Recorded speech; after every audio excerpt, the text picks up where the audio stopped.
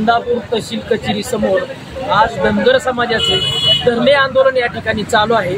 आपण पाहत आहात या ठिकाणी समाजाचे तरुण कार्यकर्ते या ठिकाणी उपोषणाला बसलेले आहेत। आपण त्यांच्याशी संवाद साधणार आहोत की त्यांची उपोषणाला कुठल्या कारणावरून कशासाठी बसलेले आहेत।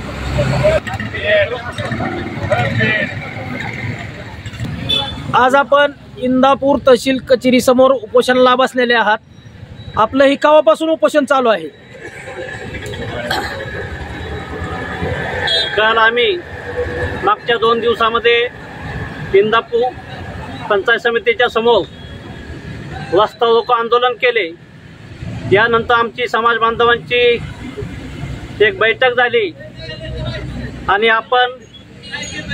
आज आम्ही सर्व धनगर समाज बांधव सकाळी 10 वाजल्यापासून या ठिकाणी उपोषणाला बसलेलो आहे।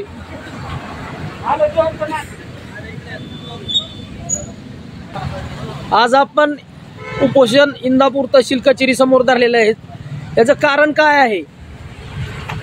याचं कारण जालन्याला दीपक भाऊ बोराडे यांनी परवा आवाहन केलं की बाबा आपल्या समाजाला एसटी मध्ये आरक्षण पाहिजे असेल तर प्रत्येक तालुक्यातून महाराष्ट्रातून तहसील कचेरी समोर 1 दिवसीय धरणं आंदोलन कंपल्सरी करायचं।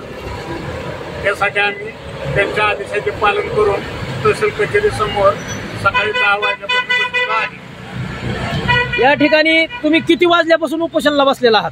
सकाळी 10 वाजल्यापासून बसलेलो आहे।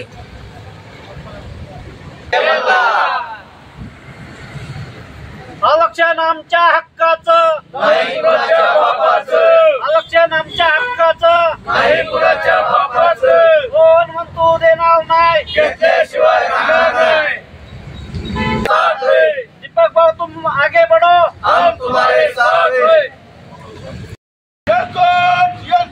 जय मल्हार, जय मल्हार। आरक्षण आमच्या हक्काचं, नाही कुणाच्या बापाचं। आरक्षण आमच्या हक्काचं, नाही कुणाच्या बापाचं। आरक्षण आमच्या हक्काचं, नाही कुणाच्या बापाचं। त्यांना इथे आपले मोठे बंधू दीपक भाऊ बोराडे आज 9-10 दिवस झाले उपोषणाला बसलेले आहेत। त्यांनाच पाठिंबा देण्यासाठी आज आम्ही एक उपोषण केलेलं आहे आणि आज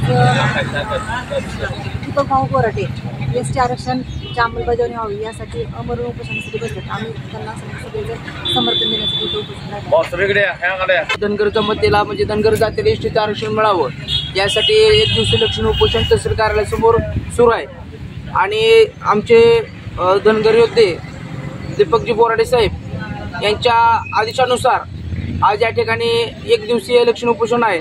जसं आम्हाला जालन्याहून आदेश येईल त्याच पद्धतीनं धनगर आरक्षणाची ठिणगीचा वणवा झाल्याशिवाय या ठिकाणी राहणार नाही। या ठिकाणी धनगर समाजात यांनी पाहू नये, अन्यथा इंदापूर तालुक्यात सगळं धनगर समाज उग्र आंदोलन करेल या ठिकाणी या निमित्तानं सांगतो। धन्यवाद।